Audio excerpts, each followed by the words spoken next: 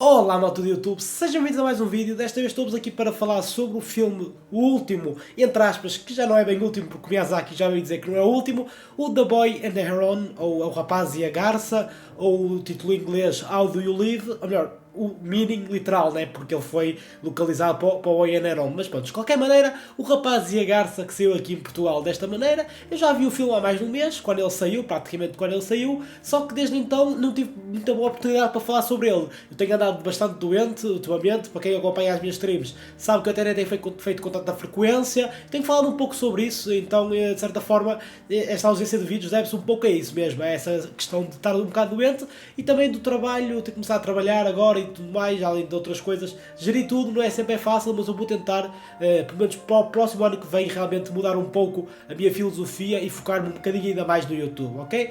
Portanto, o How Do You Live, ou The Boy and the Heron, ou O Rapaz e a Garça, como queiram falar, é um filme bastante interessante, é um filme à la Estúdio Ghibli, sem dúvida alguma, mas que ao mesmo tempo me deixou com um sabor um bocadinho amargo, principalmente no seu final, ok? Eu acho que é um filme que é necessário nós vermos mais do que uma vez. Acho que só por uma vez não dá bem para tirar todas as ilações que eram necessárias para compreendermos, se calhar, o grande esquema do que é que o Miyazaki queria dar a passar, não é?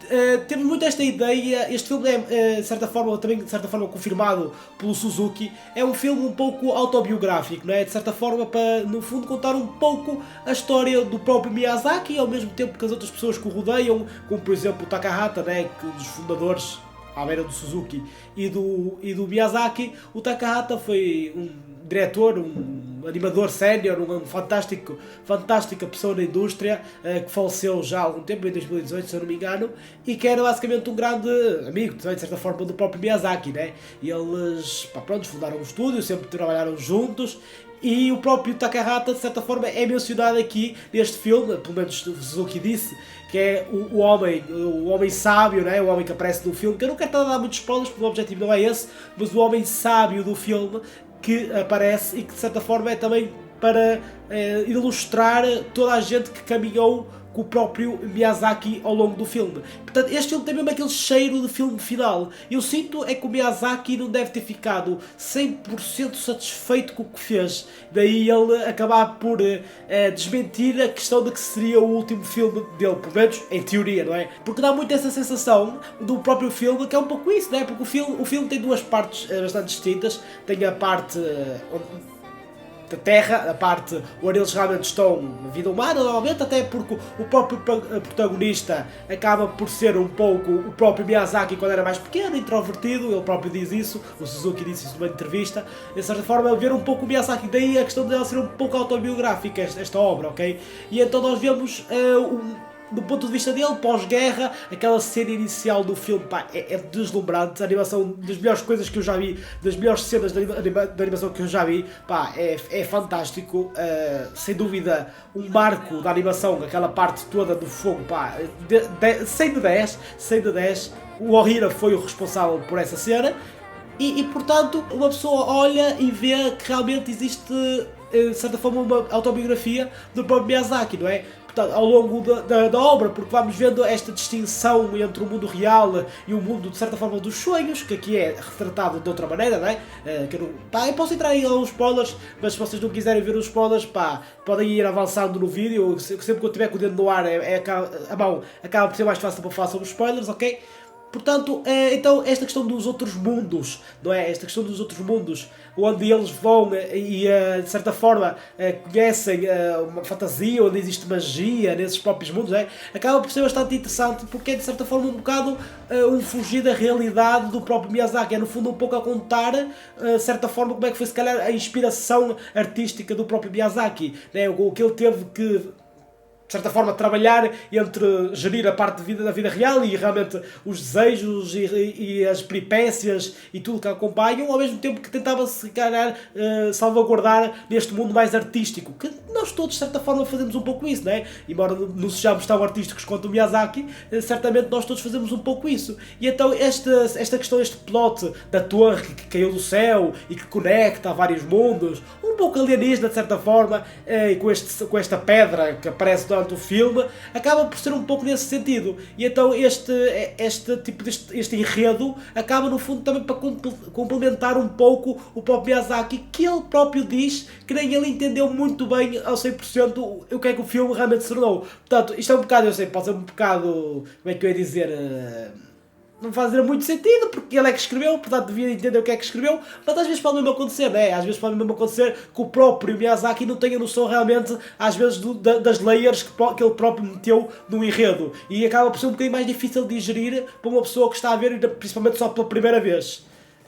Portanto, a nível de spoilers é um pouco isto, eu vou falar já mais de spoilers daqui a bocado, mas a nível de spoilers é um pouco isto. E de certa forma, este filme acaba por ser uma carta a ele mesmo, né? Uma autobiografia dele mesmo, onde ele vai contar também outros personagens que o próprio Suzuki disse que são pessoas que já passaram ou seja, pela vida, pela carreira artística do próprio Miyazaki, né? Temos vários personagens ao longo do filme disso mesmo.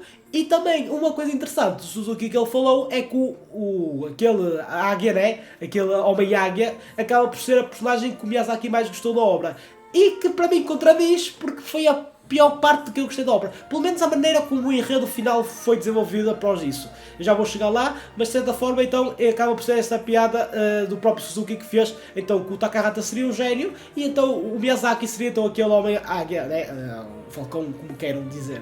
Que, agora voltando a entrar em spoilers, foi algo que eu não gostei muito, porque eu achei que o enredo estava muito mais... ou seja, o enredo começa com aquela cena, a abertura fantástica, com aquele fogo, a mostrar o passado do nosso protagonista, do como a mãe dele faleceu, e depois ele acabou por ser adotado pela tia dele, que é a irmã da mãe, que andava enrolado com o pai, e depois, I guess, talvez tenha sido eles serem perto um do outro depois que a mãe faleceu, I guess, pode ter sido algo desse género, mas de qualquer maneira, então esse enredo, temos essa primeira parte, e depois temos um enredo muito mais cadenciado, muito mais, de certa forma, lento, mas para servir como desenvolvimento e como mostrar o magnífico do mundo, porque os filmes da Ghibli são muito about that, né? Os filmes da Ghibli são muito a mostrar sobre este sobrenatural, sobre a magia, sentirmos num filme completamente diferente do que normalmente os estúdios produzem, os diretores e os roteiristas.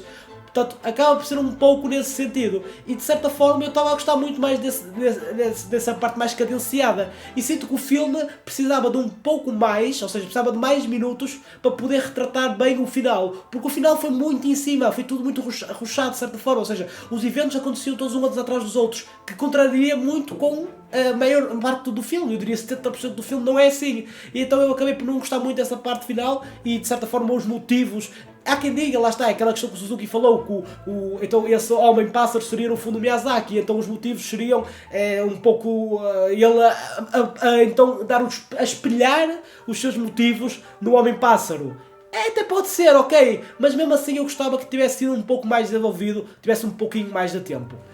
Mas de certa forma, foi um filme bastante interessante. Eu acho que visualmente é fantástico, tudo que o estúdio Ghibli nos habituou, e nesse sentido eu acho que não há propriamente muitos estudos que consigam replicar a grandiosidade em 2D, principalmente, que é algo fantástico. A soundtrack era muito, muito bonita também. A soundtrack final, ou seja, a ED, que foi pelo Yonezo, é também fantástico e até bastante, como é que eu ia dizer, bastante bons feelings para o filme.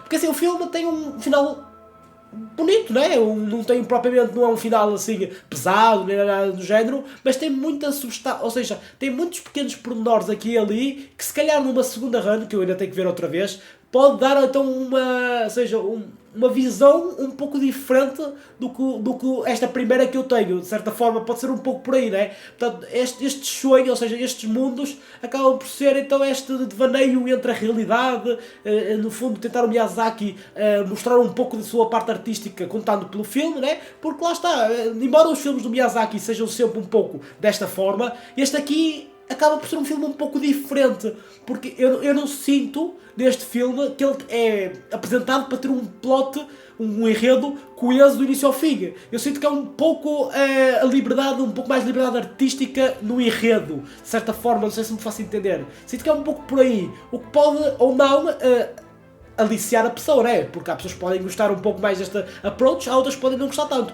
Eu diria que estou aí no meio termo, porque lá está, eu gostei bastante até à parte finalzinha. Acho que só o clímax final acho que ficou um bocado rushado, volto a dizer. Acho que o filme poderia ter mais uma meia horinha para explicar mais, certo? Houve coisas que não foram explicadas, como por exemplo a cena da torre a cair, isso não foi explicado, né? Simplesmente temos que saber que caiu lá porque caiu lá. E também não sabemos quantos mundos é que também tinha, vemos lá várias portas, mas eles não exploram isso, porque o objetivo realmente não é explorar, e lá está, o problema é esse, eu sinto que todo este plot, ou seja, este enredo, eu sinto que daria para expandir imensamente, muito mais do que um filme, se é uma trilogia de filmes, porque eu sei que não é normal e que o Miyazaki não faria isso, uma série de 12 episódios, que eu sei que ele também não faria isso, mas de certa forma eu acho que ficaria muito mais interessante, porque acho que havia ali muito terreno, com um enredo até bastante interessante e até de certa forma original, mas que acabou por ficar-se muito só por ser uma autobiografia do próprio autor, ou uma semi-autobiografia.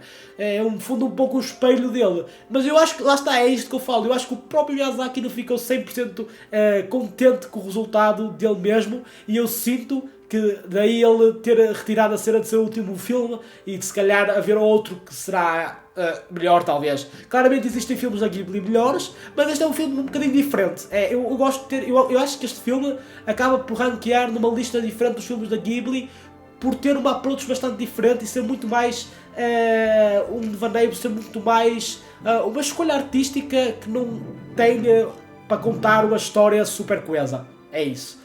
Portanto, espero que tenham gostado do vídeo. Eu podia entrar um bocadinho mais em detalhes, mas o meu objetivo não é fazer vídeos longos, porque eu sei que vocês não vão ver os vídeos longos. E então quis dar apenas uma pequena review do que é que eu achei, com uns spoilers aqui e ali, sem focar em muita coisa, porque senão não saio daqui hoje. E é isso. Eu estou a fazer um giveaway do primeiro volume de Made in Davis apenas para Portugal, Continental e Ilhas. Portanto, quem quiser participar e viu até aqui, vai estar na descrição o link, ok? Participem. Ele vai sair em janeiro pela editora Aceita e eu vou já só fazer giveaway para quando ele sair. Portanto é isso. Obrigado por terem gostado. Eu vou tentar postar mais vídeos novamente, se o meu corpo me deixar e se o tempo também me deixar. O meu nome é Kaiser. Fiquem bem. Tchau, tchau.